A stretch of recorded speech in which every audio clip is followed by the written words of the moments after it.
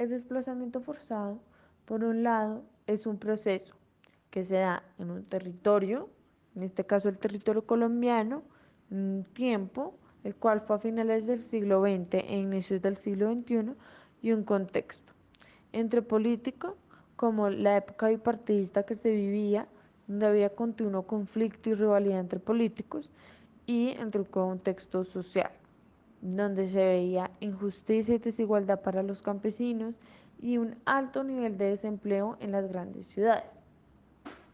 Por otro lado, el desplazamiento forzado se produce como consecuencia de divergencias, como lo fueron las divergencias ideológicas y políticas entre partidos liberales, conservadores y un pequeño grupo de comunistas, y situaciones de injusticia y violencia estructural, como el despojo de tierras, masacres indiscriminadas y expulsión de la población. Dentro del desplazamiento forzado en Colombia, se ha tenido que a lo largo de la historia han tenido diferentes dificultades, dado a que dentro de su historia y sus causas se han incurrido en diferentes casos como la violencia, la injusticia y otros factores, que dentro de este mismo contexto, en una historia se debe a la Constitución del 91 por las reformas agrarias y en los malfuncionamientos de los órganos que se encontraban en el gobierno. En las causas se encuentra el despojo de tierras y la aparición de las autodefensas. En el despojo de tierras se tiene que dentro de esta reforma, estas personas se vieron obligadas a salir del campo a buscar nuevas oportunidades a las cuales no se les dio ninguna garantías de supervivencia y tuvieron que estar despojados en las calles. Dentro de la aparición de las autodefensas se encuentra que el llamado de atención que les estaba dando el campesinado al gobierno fue por medio de la violencia, ya que no vieron otra manera de comunicación, ya que el gobierno no quería darles la oportunidad de participar.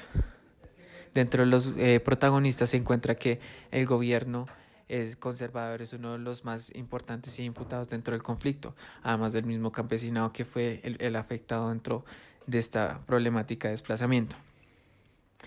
Andando en otro tema, la evolución ha sido un factor también muy importante, ya que esta tiene un inicio, un desarrollo y una solución, que en el inicio está el conflicto bipartidista, tanto de conservadores como liberales, en el desarrollo que se tiene una continuidad, ya que esta sigue siendo un factor que sigue afectando tanto desde el pasado como ahora. Una solución, se tuvo con una solución violenta que se dio entre las guerras de las autodefensas y los ejércitos contra estas mismas autodefensas que hoy en día no han terminado, aunque se tiene que los tratados de paz han sido una de las maneras para sosegar este conflicto, pero no ha habido manera de poder pararlo. El desplazamiento forzado es interpretado por diferentes actores, entre estos están los protagonistas, que se relacionan de diferente forma con el gobierno y la sociedad.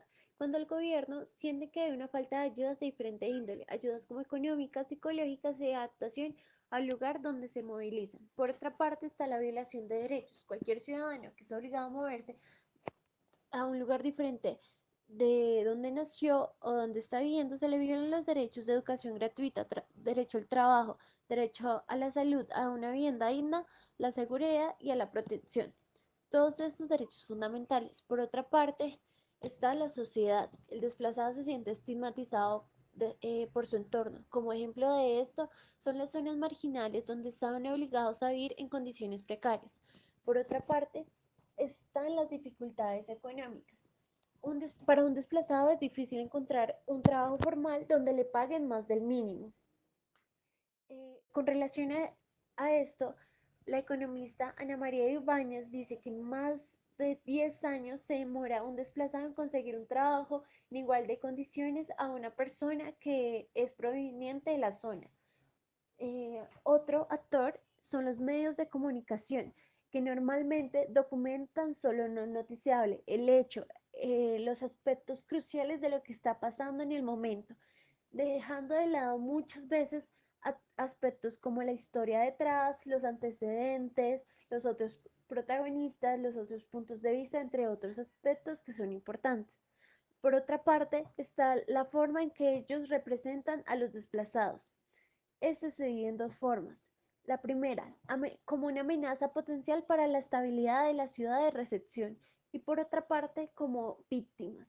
Ambos generan estereotipos y afectan a los desplazados, teniendo más problemas para la adaptación al lugar donde se están movilizando.